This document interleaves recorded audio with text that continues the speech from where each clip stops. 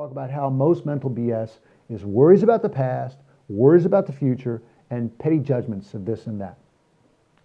But another big reason we end up with so much mental BS is that we attach meaning to everything. When something happens that we don't like or can't explain, we tell ourselves stories that make sense of it. And those stories will fit with our personal narrative. What do I mean? Well, I grew up with a few crooks, and I was a crook for a little while. But while I always paid back my debts, most crooks don't run up to you and say, "Oh, I'm so sorry, hey, here's that money I owe you." So when it comes to money and people owing me money, I tend to spin a story that fits the personal narrative from my past. My narrative almost kicked in big time just recently. I have a condo in Brooklyn that I rent out to a tenant. Nice guy, works on Wall Street, been there a while, no issues, wires me the money right into my bank account on time every month. But I noticed a few days ago that for 2 months his rent money wasn't showing up in my bank account. So I could have immediately started to attach meaning to this situation that fits with my personal narrative. Ah, I see. This jabroni decided to pick up and leave in the middle of his lease, hoping I wouldn't notice for a few months that the rent money ain't getting wired into my bank account, which gives him time to sell off my furniture, pack up, and go to Guatemala and buy a fishing boat. Now, you see how I might have attached a negative narrative-based meaning to help explain the situation. How productive, though, do you think following that train of thought would be? Now, that's kind of an extreme example, and it's a little exaggerated, but every single day, things happen to us that trigger our narrative to give meaning. My neighbor didn't wave to me this morning. Didn't even look at me. Must be pissed because I didn't invite him to Jimmy's birthday party. He forgot our anniversary, so he doesn't love me anymore. They didn't come to our daughter's wedding, so they're not really our friends, I guess. We weren't invited to their daughter's wedding because we must have done something to offend them. They haven't called me back yet, so they must not like me. She must not like me because she responded so slowly to my email. My assistant shows up late a lot because he doesn't respect me. Oh, and he must be looking for another job because he's had 2 doctor's appointments this week.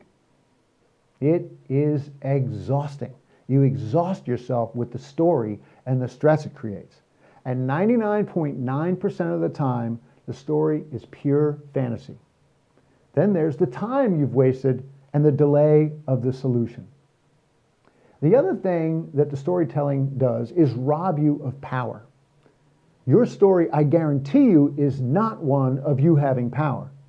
And as such, the longer the storytelling goes on, the longer you have no power over the situation. By the way, the case of the tenant who ran off to Guatemala with my money, he did wire the money both months, but there was a typo in the account number and his bank never informed him that the transfers didn't go through. As soon as he found out, he apologized and immediately wired me all the money. Now, for some deeper insight into the mindless mess that is meaning-making and the brain hack that mitigates it, we have a special guest all the way in from New Jersey, the Jersey Buddha. I call him JB. Welcome, JB. Yeah, sure. So what's the question? Well, we're talking today about mental BS, right? And attaching meaning and how this is very costly in terms of your time and your mental energy and all that, not to mention how disempowering it is. We wanted to know what your thoughts are on it. Yeah, in Jersey, we like to attach meaning. In fact, while most people may know New Jersey as the Garden State, until 1966, the license plates there actually read the attached meaning state. Wow, I didn't know that. I mean, 66 was the year that my family moved from Philly to Jersey, so I thought it was always the Garden State. So how did New Jersey come to be known as the attached meaning state? Sure. Take the expression, "What are you looking at?" Because if somebody's looking at me, it must mean there's a problem between us. Otherwise, you wouldn't be looking at me. Yes, I'm familiar with that one. But as a Jersey Buddha, you must have long ago resolved this issue within yourself. Otherwise, you wouldn't be known as the Jersey Buddha. So how do you deal with the natural inclination to attach meaningless meaning to things? Okay, sure. We are meaning-making machines. We are constantly assigning meaning to things. And 99% of the time, the meaning we assign to things is negative and totally BS. To stop this, you got to cause the pause. Cause the pause? Yeah, cause the pause. Stop your train of thought. Get present to the BS and get real so you don't assign meaning.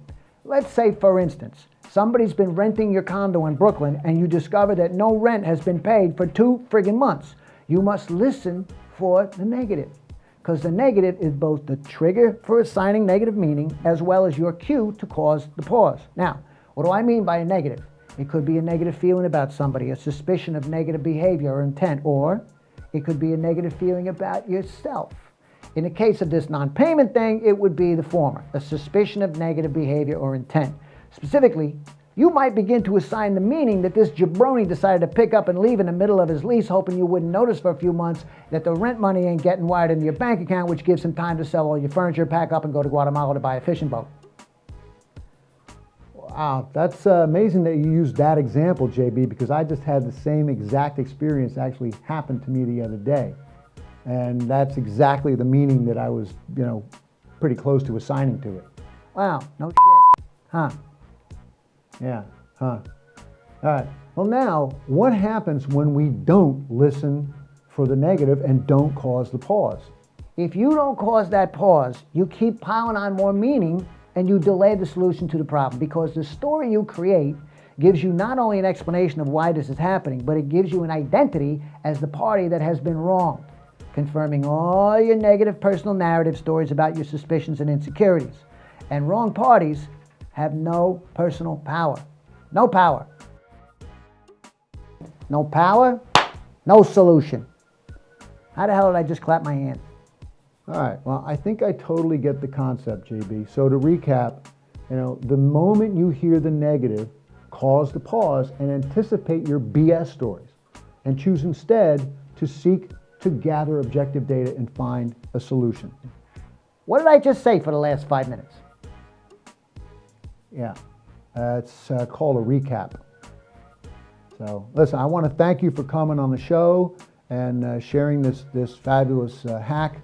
And we'd like to have you back sometime. Would you come back on the show again, come to the studio again? Yeah, let's do that. I like San Diego. You can look at people and they don't assign no meaning. Unbelievable. All right, great. Well, we'll be talking soon. Take it easy.